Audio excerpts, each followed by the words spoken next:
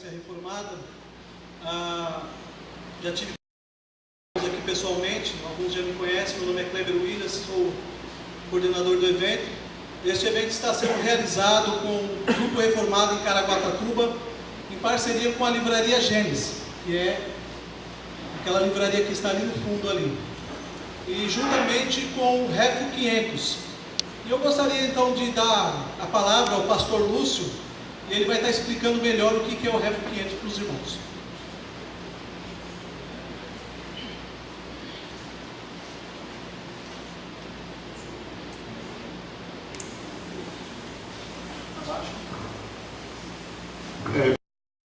Agora não está baixo não.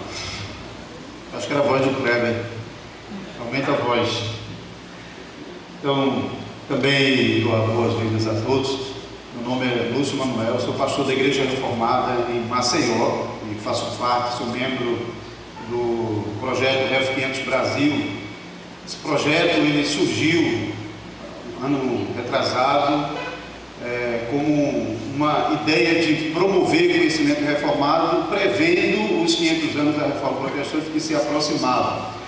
A gente sabe que no Brasil várias igrejas têm realizado e celebram esses 500 anos da Reforma Protestante, e nós buscamos então apoio de algumas organizações e missões para que, por meio da contribuição deles, a gente pudesse levar esse evento para várias regiões, a fim de que pessoas, igrejas e grupos que não tiveram oportunidade de realizar ou participar das grandes conferências também tivessem a oportunidade de ouvir um pouco mais sobre reforma.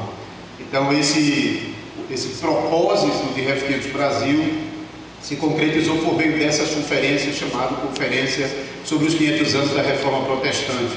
Nós temos realizado trabalho. Tem um canal no YouTube onde você pode ter acesso a palestras e outros vídeos, e também a página, a homepage, e também a página no Facebook. A gente tomou por impresso um vídeo feito, uma animação feita pelo projeto Ligonir, que está ligado com o pastor MacArthur. Eu queria colocar nesse momento, talvez alguém já tenha assistido a esse vídeo, se não, você pode fazer isso agora, porque esse vídeo resume um pouco da história da reforma a partir daquele evento primeiro, que foi marco da reforma. Mas quando a gente fala primeiro, não é que começou ali. Sabe que na história Deus sempre preservou a sua igreja, e os pré-reformadores já estavam realmente sementando a reforma. Mas realmente nós temos como marco aquele momento histórico onde Lutero afixa as 95 teses, e o barulho do martelo de Lutero ecoou pelas eras e chega até os nossos dias, completando esses 500 anos. Então vamos rapidamente, bem curtinho, 1 minuto apenas.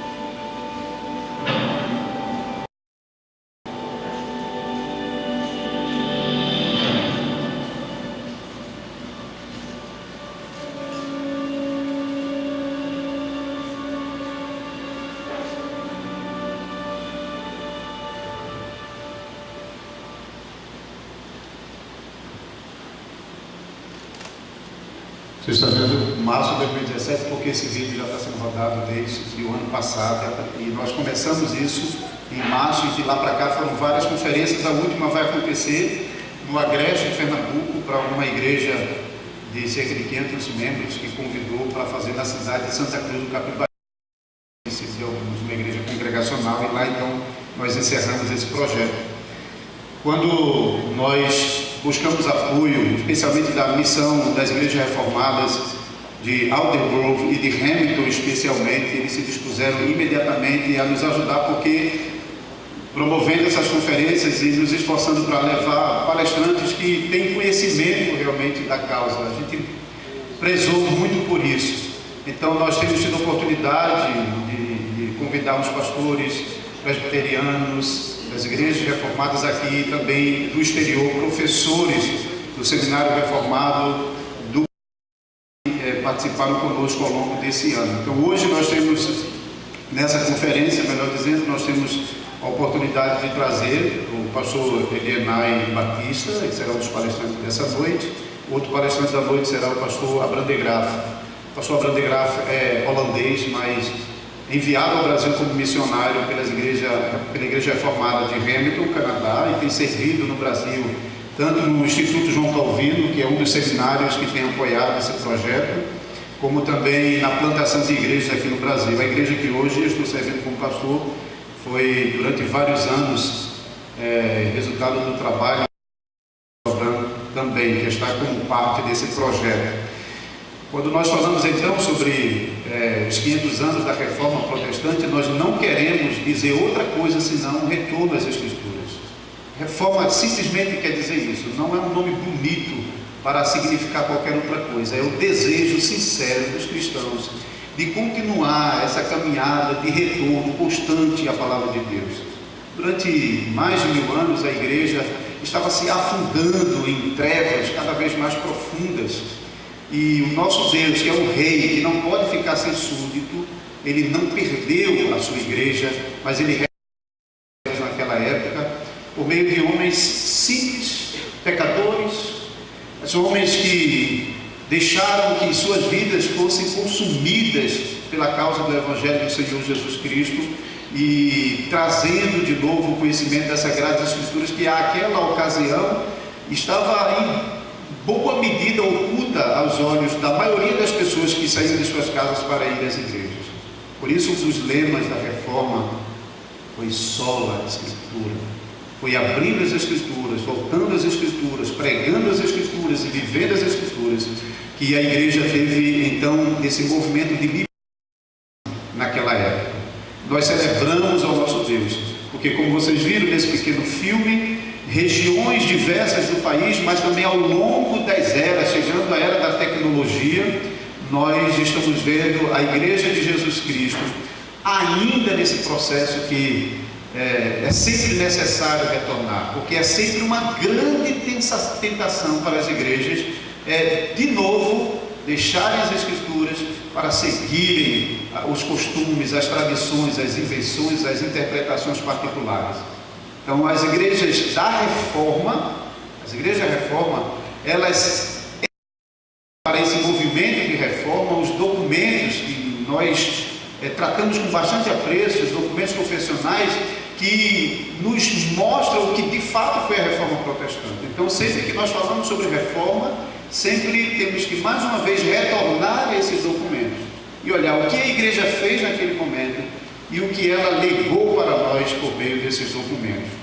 Então, ligado a uma reforma, nós temos como resultado daquele movimento a confissão de fé da igreja de todos os séculos que foram preservados naqueles documentos do século XVI e século XVII. Então queremos que nessas palestras dessas 3 noites vocês possam se beneficiar bastante. Ao terminar as palestras nos intervalos, abordem sem medo os palestrantes e conversem, perguntem, tirem dúvidas. Eu sei que não dá para resolver tudo em uma única oportunidade, mas não perca esse momento, tá certo? Não perca esse momento, aproveite bastante. Nós agradecemos desde já a presença daqueles que já chegaram e oramos para que mais ainda possam chegar. Pastor Alberto, ele é pastor da Igreja Batista Maranata e está cooperando conosco. É um prazer poder recebê-lo no nosso meio. Orar pelo pastor. Boa noite, amados irmãos. Vamos orar ao Senhor. Se os irmãos puderem se colocar de pé. Parabéns aos irmãos que estão organizando essa conferência. Oremos para que o Senhor nos dê graça nessa hora. Senhor nosso Deus e nosso Pai, nós louvamos o Teu nome, nós Te adoramos e Te bendizemos, Senhor. Aqui estão a Tua igreja, Senhor, aqui estão o Teu povo. Pedimos que o Senhor, nesta hora, Santo Espírito, para abençoar toda essa conferência. Pai querido, seja com o Teu povo, Pai, com os palestrantes, conferencistas, Senhor, cada pastor, cada obreiro, cada filho Teu, cada irmão, irmã, cada criança que se encontra nesse recinto, Senhor. Abençoe essa conferência, Senhor. Ó Deus, ajuda-nos, Senhor, agora no nosso tempo. Pai querido, quando olhamos para trás, vimos servos do Senhor no passado que deram as suas vidas, contribuíram para que nós hoje estivéssemos aqui. Que nós possamos, ó Pai, com uma consciência cristã, olhos para a Tua palavra, tão somente para a Tua palavra. Toda a Tua palavra inspirada por Ti mesmo, para nos ajudar, para nos dar direção e para preparar cada obreiro do Senhor para a boa obra. Abençoa, Pai, nós queremos Te adorar. Rendemos graça pela oportunidade que temos de estar aqui com os Teus filhos para aprender mais de Ti. Ajuda-nos, Senhor, nesta hora. Prepara, fala aos nossos corações, em nome de Jesus é que nós oramos. Amém. Amém.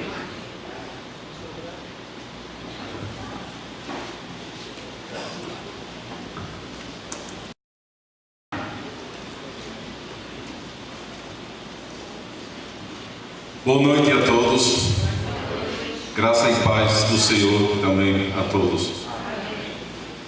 Eu não vou repetir o que o pastor Lúcio já falou sobre o projeto Refo 500. O pastor Lúcio é o grande coordenador desse projeto, eu trabalho com ele está me dando trabalho, mas ele está organizando, coordenando tudo no último ano, agradeço por isso. Ele já deixa bem claro que o projeto está fazendo palestras, conferências para comemorar a reforma 500 anos atrás. Mas não somente por meio disso, tenho a honra de apresentar neste momento um livrinho Feliz por Ser Reformado. Este ano da reforma, eu como editor, eu estou lançando este livro, não está nas livrarias, mas está agora na livraria hoje à noite. O que está na capa é a cruz dos reformados de França. Você sabe que foram os primeiros reformados que chegaram aqui no Brasil. Em 1557 houve o primeiro culto reformado aqui em Guanabara. Então nós escolhemos a cruz dos huguenotes como símbolo, como um sol acima das praias brasileiras, ao sol da reforma. Começa a brilhar e nós esperamos que vai iluminar e todo o Brasil, certo? Vou deixar isso. Vamos para a palestra. Olha, já é a terceira, copiar. O título da minha palestra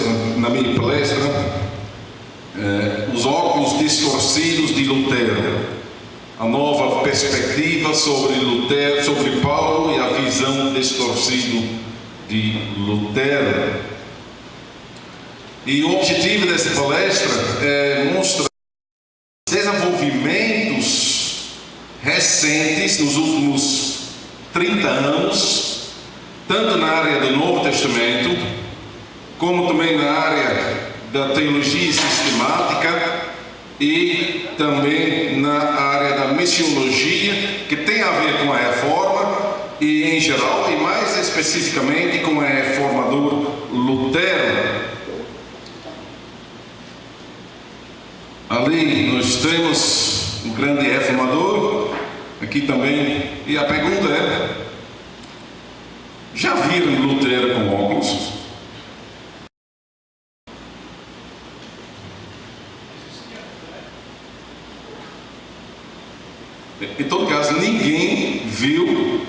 o reformador com óculos. Todas as imagens que nós recebemos, que foram feitas de Lutero, apresentam o reformador sem óculos.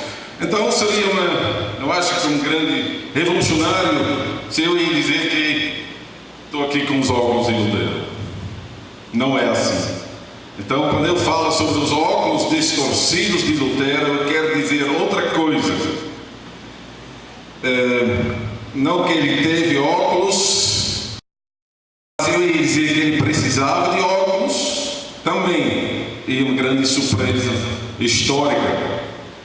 Mas nos últimos 30 anos surgiram dúvidas sobre a questão se Lutero tinha enxergado bem as cartas de Paulo aos Romanos e a carta de Paulo aos Gálatas.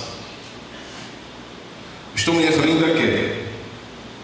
Estou me referindo às discussões que estão ligadas à nova perspectiva sobre Paulo, que começaram uns 30 anos atrás. Faz pouco tempo que eu li um livro de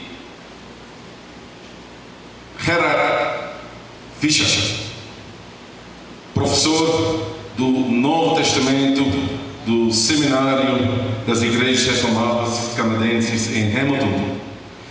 E neste livro, a tese dele, ele fez uma pesquisa da nova perspectiva sobre Paulo e nos ofereceu os resultados no seu livro Romans 4 and the New Perspective on Paul. Romanos 4 e a nova perspectiva sobre Paulo.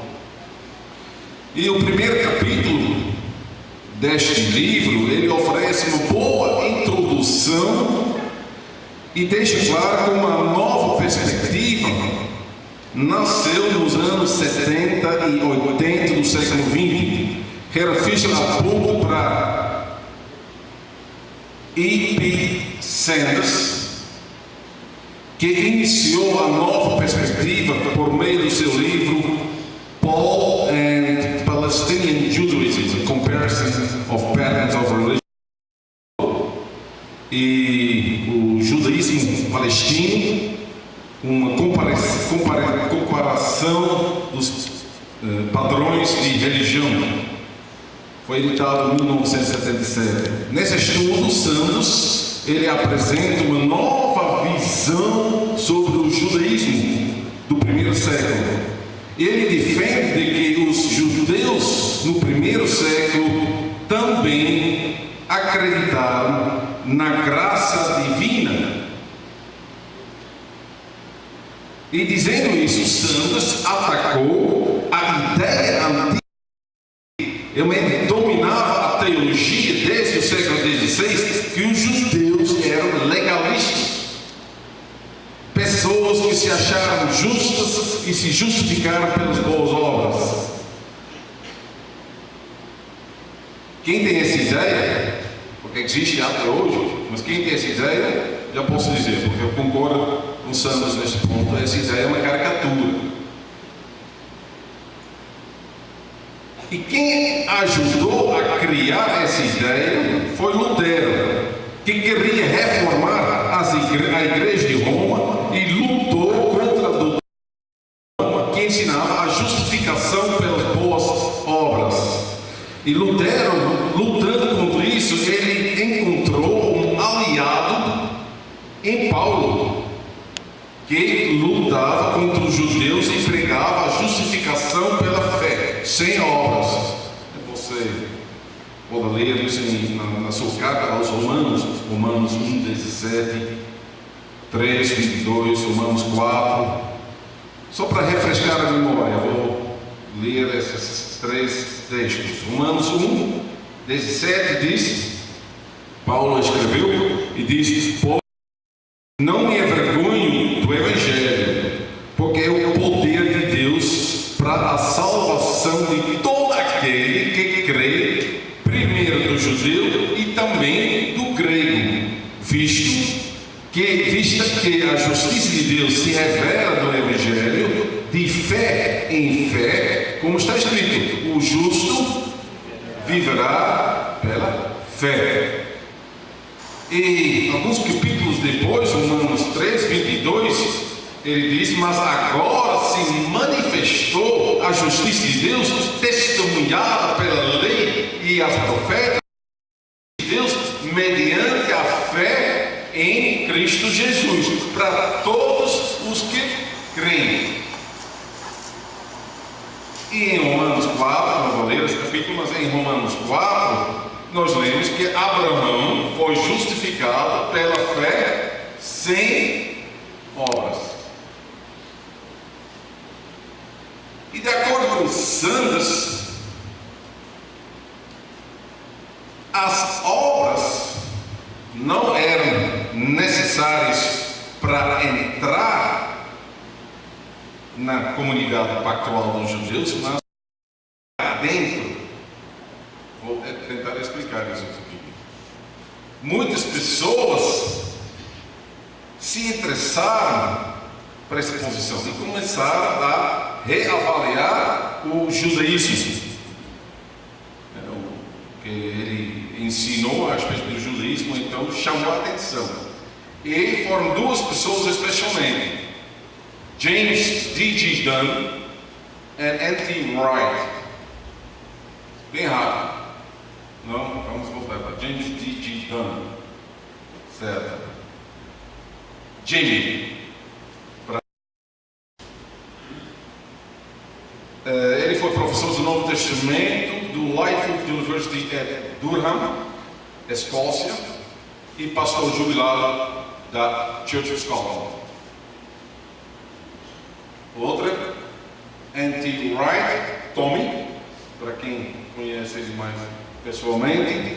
Então, foi bispo da igreja anglicana em Durham, mesma cidade como então o Dunham, e professor do Novo Testamento. Os dois então se conhecem muito bem.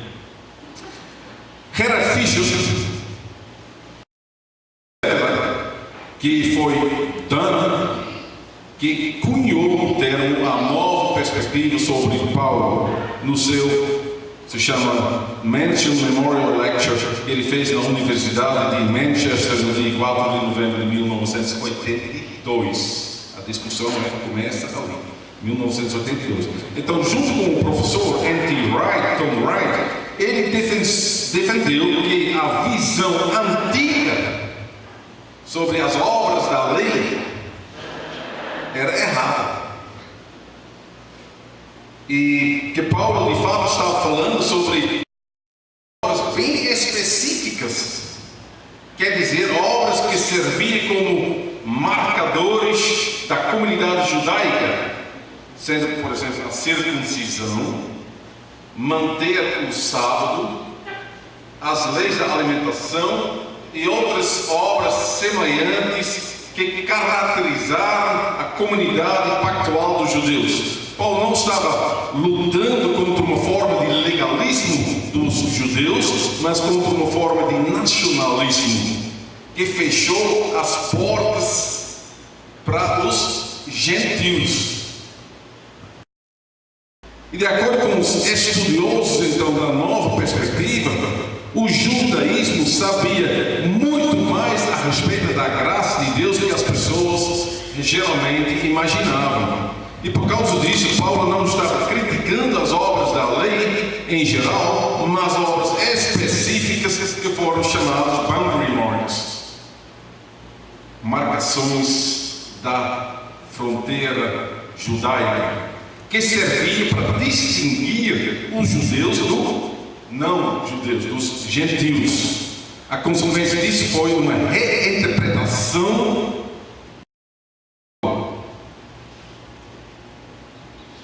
Então, Sanders, o primeiro Sanders, apresentou uma nova perspectiva do judaísmo. E Dunn e Wright exploraram os frutos do trabalho dele e chegaram a uma reinterpretação de Paulo, a nova perspectiva sobre Paulo. E essa nova perspectiva sobre Paulo teve consequências para a nossa visão sobre Lutero, que eles disseram ele não entendeu bem o que Paulo queria dizer. Os órgãos então de Lutero. Agora, eu acredito que devemos interpretar Lutero de acordo com a biografia dele. Sabemos que ele passou por uma crise e lutou com a grande questão: como posso ter paz com Deus? E nessa situação, Lutero abriu a Bíblia, leu a carta de Paulo aos Romanos, e a mensagem tocou o coração dele. Quando ele leu Romanos 1,17, ele escreveu um sentimento falando sobre esse momento na sua vida. Ele se sentiu regenerado e as portas do paraíso, ele disse, se abriram. O justo viverá pela fé. Essa foi a nova perspectiva de Lutero, e ele está tão cheio dessa descoberta que isso influenciou a sua leitura da Bíblia. Então Lutero procurou a salvação da sua alma em o Evangelho de Paulo, que pregou a justificação pela fé.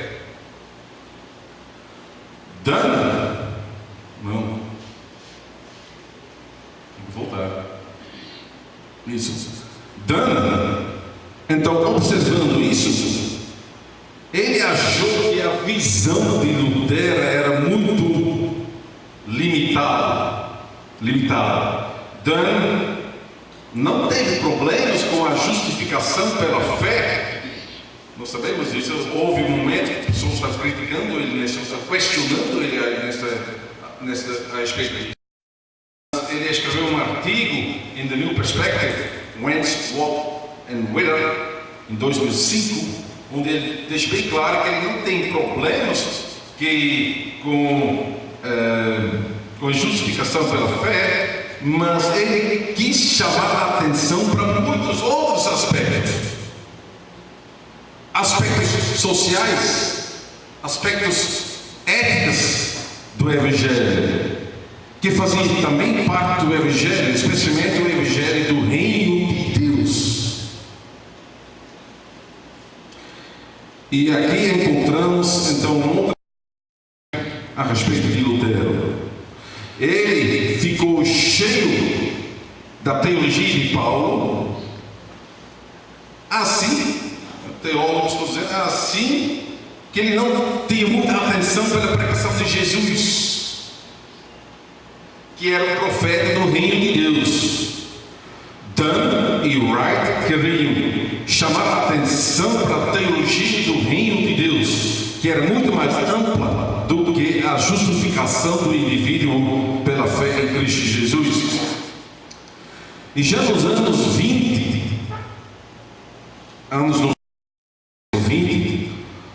houve uma discussão na teologia do Novo Testamento, e foi o Jacob Van Brugge que falou sobre isso num artigo nessa revista Lux Mundi em 2008. Ele nos informou que vários Novos Testamentos discutiram sobre a questão se nós não devemos mudar a nossa atenção de Paulo para Jesus,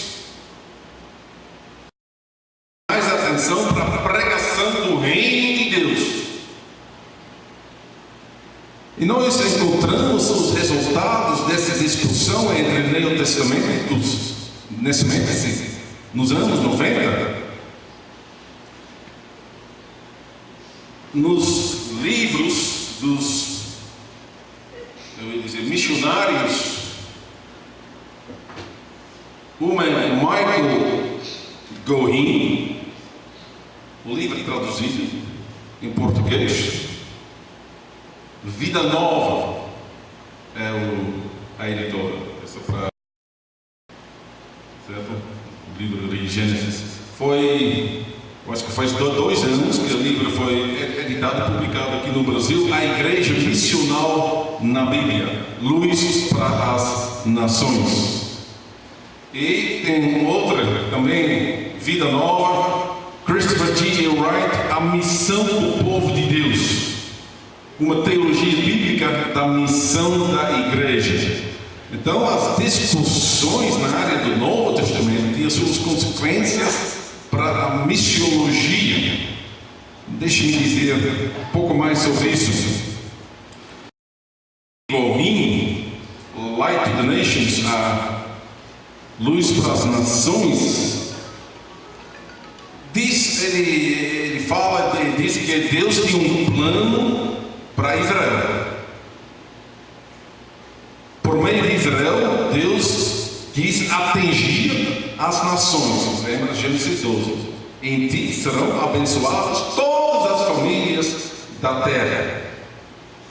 O plano da salvação não é somente um plano para salvar a alma de certas pessoas, sendo judeus, mas o plano, Goim diz, que é salvar toda a criação.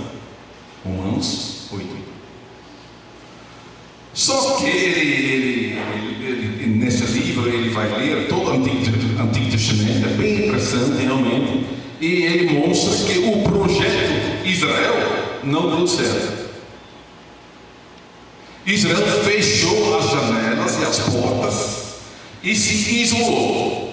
Isolacionismo e nacionalismo foram as ideias principais quando Jesus chegou e começou a. Então Jesus ele abriu as janelas e as portas e pregou o reino de Deus.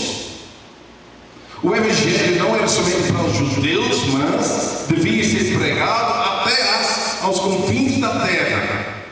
Israel não devia se isolar e se justificar dizendo que era o povo eleito de Deus, a nação eleita. Ele observou isso e interpretou as obras da lei neste contexto. O missionário Paulo não estava criticando as obras da lei em geral, mas obras específicas que foram chamadas, como já disse, boundary marks, marcações da fronteira, que serviam para distinguir os judeus, a nação, dos não-judeus. Então, não concordou com a visão antiquada de Lutero. Ele defende que Paulo nunca rejeitou o judaísmo. Paulo se converteu a Cristo e pregou Cristo dentro da sinagoga. É o que Paulo quis dizer quando ele pregou contra a lei e boas obras. O que ele quis dizer quando ele escreveu sobre a justificação pela fé sem obras da lei. Ele está lutando contra qual ideia? A solução de Dano é o seguinte: ele achou que a mensagem de Paulo sobre a lei e as boas obras foram direcionados contra os judeus que se converteram ao cristianismo e que continuaram a manter as regras da Torá que distinguiram os judeus dos outros povos, as leis da alimentação, circuncisão, a lei do sábado. Eles defenderam continuar com este estilo de vida em contraste com os cristãos que vieram dos gentios. Então, o termo justificação pela fé, usado por Paulo, não quer dizer como o homem pode encontrar paz com Deus, mas é um termo que quer dizer o que um gentio deve fazer para ser como membro do povo de Deus. Ele tem que crer, ele não precisa fazer as obras da lei. Essas obras da lei são: o gentio não precisa se circuncidar, seguir a lei da alimentação, cumprindo a lei do sábado, os gentios não devem fazer isso. Paulo disse: não.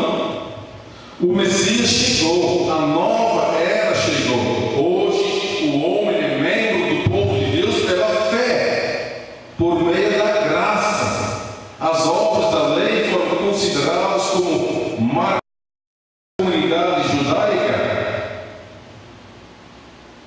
Espero que vocês até agora seguiram. Os oponentes de Dunn e Wright não concordaram com a ideia deles e sugeriram que, especialmente as palavras que Paulo escreveu no capítulo 4 da Epístola aos Romanos, prova a falha da interpretação dos estudiosos da nova perspectiva. Por isso, o livro de Gerhard Fischer, ele avaliou Romanos 4 na perspectiva. Então, ele avaliou os argumentos de Dunn e Wright e chegou à conclusão que os argumentos da nova perspectiva sobre Paulo não são convincentes. A conclusão do tese dele. Então, ele diz: não é assim. Então, vamos voltar para Lutero. Será que ele tinha problemas com seus óculos, com seus olhos, e precisava de óculos? Ou ele leu as cartas de Paulo corretamente? Quando nós queremos realmente avaliar Lutero, nós devemos nos perguntar em primeiro lugar: quem foi Lutero?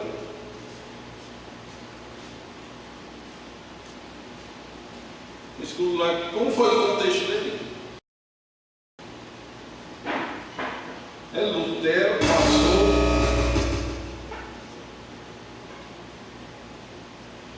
Lutero passou por uma crise da fé. Ele estava procurando a segurança da sua salvação. E ele encontrou essa segurança na carta de Paulo: o justo viverá pela fé sem obras. Isso foi um grande alívio para Lutero, e não somente para ele. Então, Lutero passou por uma crise de fé, como já estou dizendo. Então, quando o justo é justificado, viverá pela fé sem obras, foi um grande alívio para Lutero, e não somente para ele, porque essa mensagem conquistou os corações de milhares naquela época, no século XVI, pessoas que estavam lutando para receber segurança, como também Lutero estava lutando para isso, estava com esse problema. Então tem que avaliar bem também o contexto de Lutero. O povo, no final da Idade Média, no início da Reforma, o povo seguro e ansioso para obter paz com Deus.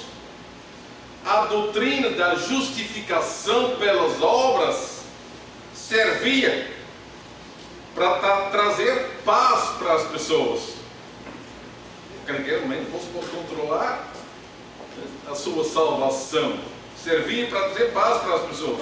Os crentes então deviam participar dos sacramentos, 7 sacramentos, fazer boas obras, comprar indulgências, e dessa maneira a igreja cuidava da alma dos membros, desde o nascimento até o membro da igreja de Roma podia se justificar pelas boas obras.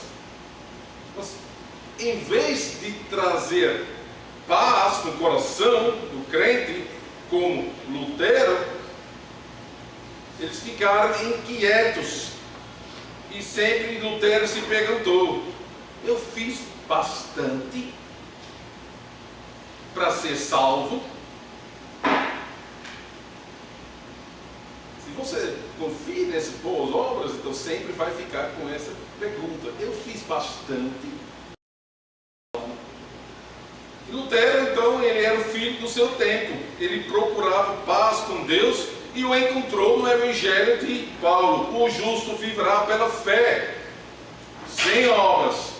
E não foi somente Lutero que abraçou esse evangelho, esse Cristo. A doutrina da justificação pela fé se tornou a doutrina da reforma. A justificação pela fé é um tópico fundamental na doutrina das igrejas reformadas. Lutero e o companheiro dele, Melanchthon, descobriram essa doutrina lendo o Novo Testamento, que foi publicado pelo Erasmo. Texto do Novo Testamento em grego foi publicado em 1515 por Erasmo, um humanista. E Lutero, lendo isso, Melanchthon, lendo esse texto, descobriram então a justificação pela fé.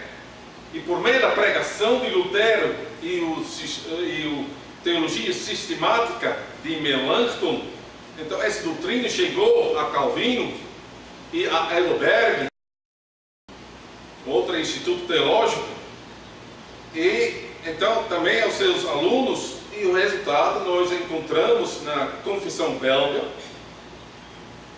uma confissão reformada, artigo 22, domingo 23 do Catecismo de Heidelberg, e também nos cânones de Dort, todos confissões das igrejas reformadas.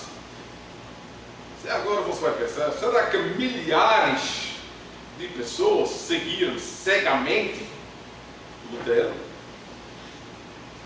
Será?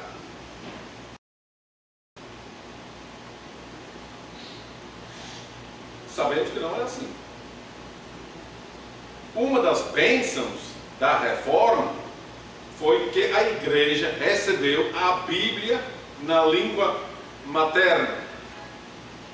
Que as pessoas, e especialmente os reformadores, começaram a ler as Escrituras e conhecer a sã doutrina da salvação. As portas do céu se abriram e a graça de Deus chamou as pessoas em Cristo Jesus para entrar. Então, ele criticou Lutero. Lutero mudou, ele disse, o foco da justiça objetiva para a justiça individual. E sob a influência dele, as igrejas reformadas perderam o conceito social do reino de Deus e sobrou somente o conceito soteriológico da justificação do indivíduo. O professor Jacob van Brugge, ele tratou essa questão em 2008, quando ele escreveu um artigo com o título Kingdom of God or Justification of the Sinner. Paul between Jesus and Luther. Vou traduzir. O reino de Deus ou justificação do pecador. Paulo entre Jesus e Lutero. E neste artigo ele explicou como é possível que o carro de Lutero, que estava viajando com Paulo, essa combinação, Lutero e Paulo, como o carro de Lutero se bateu com o carro que estava viajando com Jesus. O profeta do reino de Deus versus o apóstolo da justificação pela fé entraram em conflito nos anos 80, 90. O que aconteceu com Lutero? Ele estava lutando com a palavra justiça de Deus, que pode ser interpretada de duas maneiras: a justiça ativa de Deus e passiva de Deus. A história da exegese mostra que Romanos 1,17 pode ser interpretado de acordo com essas duas opções. O problema de Lutero foi que ele teve uma, vamos dizer, visão distorcida a respeito de Deus, porque ele temia a ira de Deus. Deus é o grande vingador, inicialmente para ele. Ele temia a ira de Deus. E isso devia ser integrado com a interpretação ativa da justiça de Deus, em Romanos 3:7. Quando a porta do céu se abriu e ele recebeu a luz, o justo viverá pela fé. É assim ele chegou e teve paz com Deus. Lutero se concentrou na justiça retributiva de Deus e não chegou a pensar a justiça restaurativa de Deus. Ele se concentrou na justiça que retribuía os pecados, porque ele, particularmente, teve um problema neste ponto. Se você está lutando com isso, então você vai ler as Escrituras, você vai se focalizar. E isso foi o grande descoberto dele, e assim ele começou a ler todas as Escrituras. Então talvez podemos dizer que os óculos de Lutero então estavam um pouco distorcidos. Mas não podemos dizer que Lutero, como cristão, como pastor e pregador, não podemos dizer, se você vai ler a obra completa de Lutero, mas se você vai ler a obra completa de Lutero, nós não podemos dizer que ele limitou a justiça de Deus à salvação particular, sem observar o aspecto social da justiça de Deus. Acho que podemos dizer que Lutero também estava bem consciente do aspecto social do Evangelho. E você pode verificar isso. Um exemplo que eu encontrei foi a pregação dele sobre o quarto mandamento: dá-nos o pão de cada dia. Depois da guerra dos fazendeiros. No Catecismo Menor de Lutero, ele também observa uma panorama ampla e fala sobre o governo, sobre os vizinhos, sobre a alimentação, sobre a sociedade. Então ele não estava somente olhando para a salvação da alma, mas ele viu também as consequências do Evangelho. Só que talvez estava não num equilíbrio. Isso é questão um pouco distorcida, eu ia dizer. Mas ele viu os outros lados também.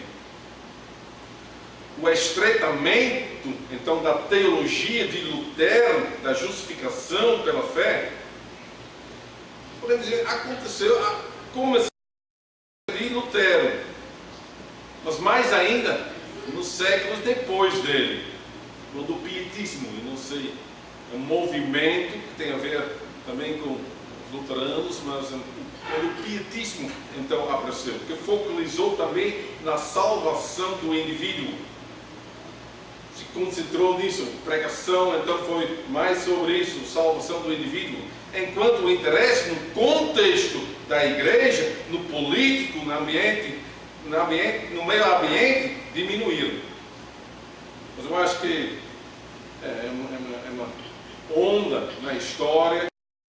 Podemos acusar Lutero que ele realmente focalizou nisso.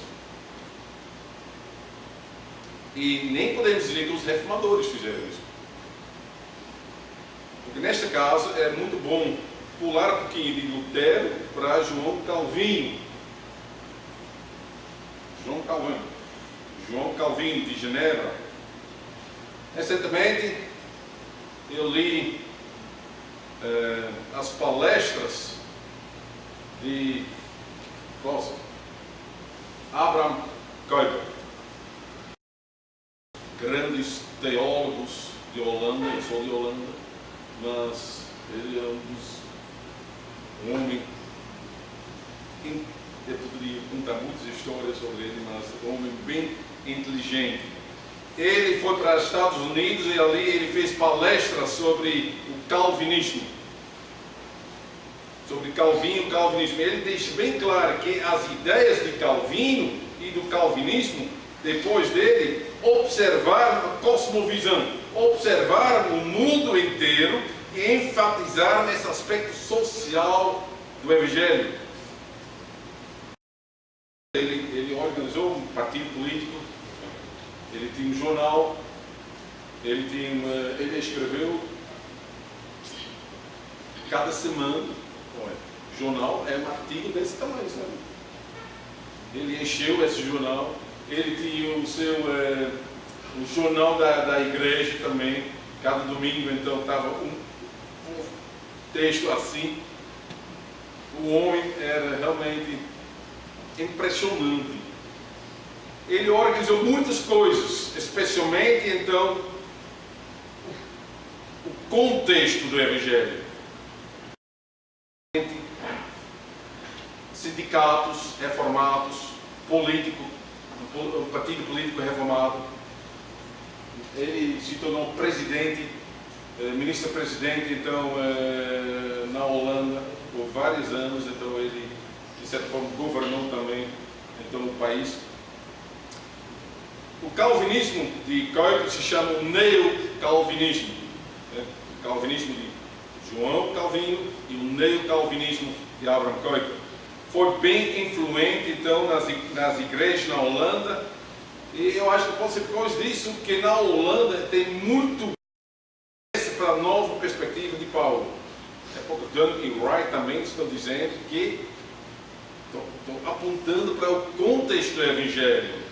Então, as ideias do novo perspectiva de Paulo receberam muita atenção dentro das igrejas reformadas holandesas. Ultimamente, Tom Wright é um autor, é um best-seller. Realmente, ele vende muitos livros neste momento lá no país. Eu vou chegar à conclusão. Dunn e Wright não são inimigos de Lutero. A nova perspectiva sobre Paulo, eles não são inimigos. Eles queriam corrigir a teologia de Lutero, os óculos de Lutero, e completar a teologia dele.